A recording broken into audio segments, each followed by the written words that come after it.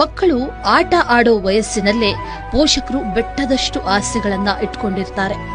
ಆದರೆ ಈ ಕನಸಿಗೆ ಹೃದಯಾಘಾತ ಅನ್ನೋದು ನಿಜಕ್ಕೂ ಬೆಂಕಿಯನ್ನೇ ಇಟ್ಟಿದೆ. ಬೆಳಗ್ಗೆಯಷ್ಟೇ ತಿಂಡಿ ತಿಂದು ಶಾಲೆಗೆ ಹೋಗಿದ್ದ ಮಗು ಮಧ್ಯಾಹ್ನಕ್ಕೆ ಶವವಾಗಿ ಬಂದು ಪೋಷಕರನ್ನ ದಿಕ್ಕು ಕಾಣದಂತೆ ಮಾಡಿದೆ. ಇತ್ತೀಚೆಗೆ ಹೃದಯಾಘಾತ ಹೆಚ್ಚಾಗಿ ಸಂಭವಿಸ್ತಾ ಇದೆ. ಹಿಂದೆಲ್ಲ ತೂಕ ಹೆಚ್ಚಳದಿಂದ, ರಕ್ತದೊತ್ತಡದಿಂದ ವಯಸ್ಸಾದವರಿಗೆ ಈ ಹೃದಯಾಘಾತ ಸಂಭವಿಸ್ತಾ ಇತ್ತು. ಆದರೆ ಇತ್ತೀಚೆಗೆ ಚಿಕ್ಕ ಮಕ್ಕಳಿಗೂ ಹಾರ್ಟ್ ಅಟ್ಯಾಕ್ ಆಗ್ತಿದೆ.